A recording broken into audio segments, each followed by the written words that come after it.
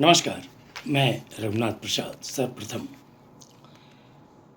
पंजाब के 23 जिलों के 12 पीरतों के साथ हम बिहारवासी हैं। मैं बिहारवासी हूँ। मैं आभार प्रकट करता हूँ 1980 बैच के सीनियर रिटायर्ड IAS अफसर सुश्री अमिता पॉल जी का, जो मेरी डिविजनल कमिश्नर रहीं दरभंगा में जब मैं सिविल SDO वहाँ हुआ करता था। बिहार बाढ़ से सदियों से ग्रस्त रहा है, क्योंकि बड़ी बड़ी नदियाँ यहाँ हैं।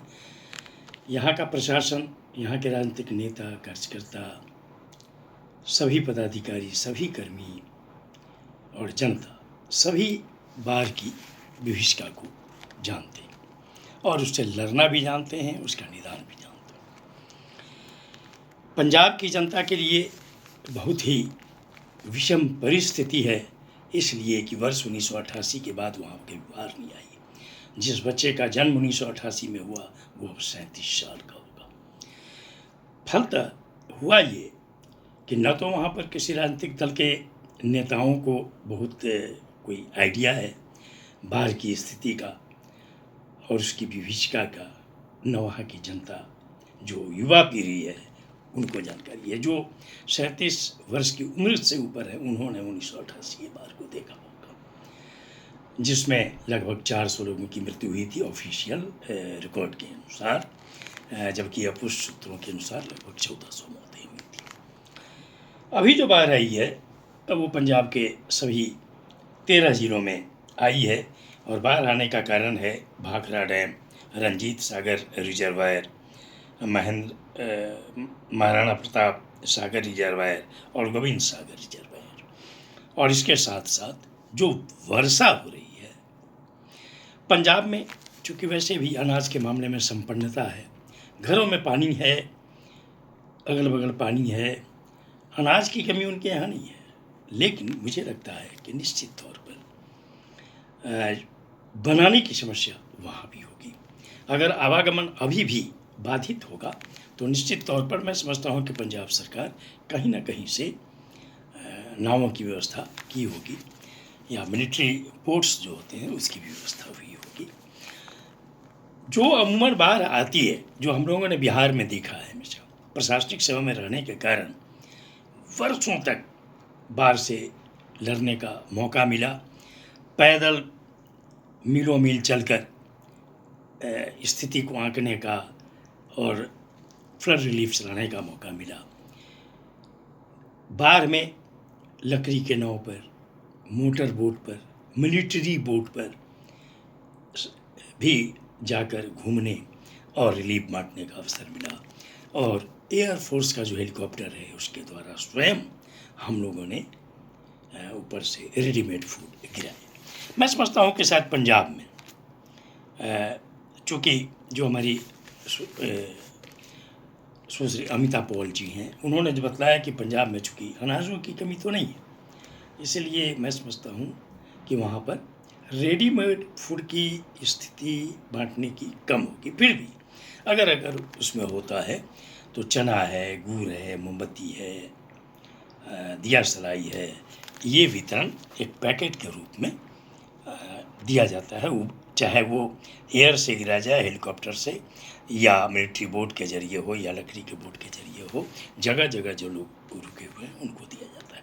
पंजाब में क्या स्थिति है पूरे तौर पर वहाँ का प्रशासन ही पता लगा सकता है और पंजाब सरकार को इसमें बहुत घबराने की जरूरत नहीं है। निश्चित तौर पर चूँकि पंजाब में आम आदमी पार्टी की सरकार है, केंद्र में NDA की सरकार है, इसमें तारतम्य तो जरूर बनाना चाहिए। चूँकि केंद्र और राज्य में तारतम्य रहेगा तभी रिलीफ ऑपरेशन अच्छे से हो सकेगा और उसमें सभी राजनीतिक दलों का सहयोग लिया जाना चाहिए। और मुख्य विपक्षी दल चूँकि वहाँ कांग्रेस है और कांग्रेस के सर्वमान्य नेता राष्ट्रीय स्तर पर श्री राहुल गांधी हैं, उनकी भी मदद लेनी चाहिए पंजाब सरकार को।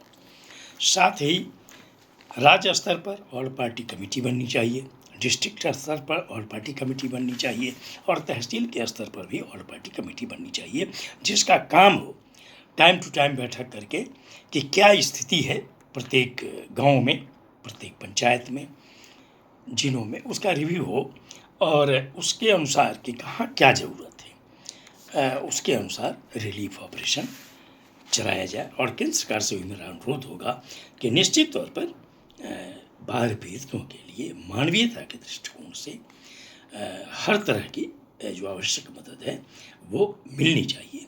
पंजाब सरकार चाहे तो बिहार सरकार से भी निश्चित तौर पर कोऑर्डिनेशन कर सकती है और यहाँ के भी पदाधिकारियों का सुझाव यहाँ के माननीय मुख्यमंत्री जी का सुझाव प्राप्त कर सकती है सरकार वहाँ पर अच्छे ढंग से ये चलाने के लिए।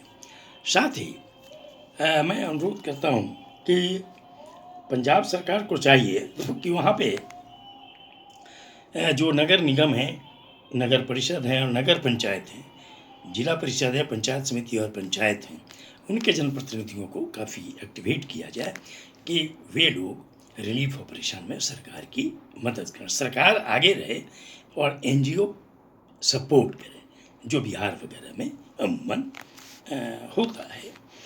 और मैं चाहूँगा कि माननीय मुख्यमंत्री जी को के द्वारा निश्चित तौर पर पब्लिक को एड्रेस किया जाए कि घबराने की बात नहीं है, सब कुछ किया जाएगा। और प्रत्येक दिन या तो चीफ सेक्रेटरी या कोई सीनियर अफसर ब्रीफ करें कि अब तक क्या स्थिति है, प्रत्येक ज़िले में कितने गांव प्रभावित हैं, कितने पंचायत प्रभावित हैं और कितनी आबादी प्रभावित है और वहाँ पर क्या किया जा रहा है, ये ब्रीफिंग ज़रूर होनी चाहिए।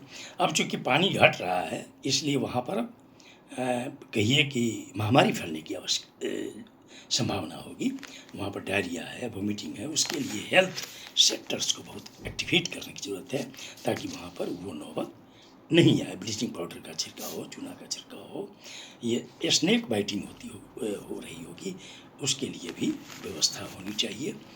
और साथ ही और जो रिलीफ ऑपरेशन है उसमें चाहे अनाज हो या नगद अनुदान हो, इसकी व्यवस्था होनी चाहिए। और पूरा जब पानी जब गिर जाए तो हेल्थ सेक्टर को पूरे तौर पर एक्टिवेट किया जाना चाहिए, सरकारी स्तर पर भी और NGO के स्तर पर भी।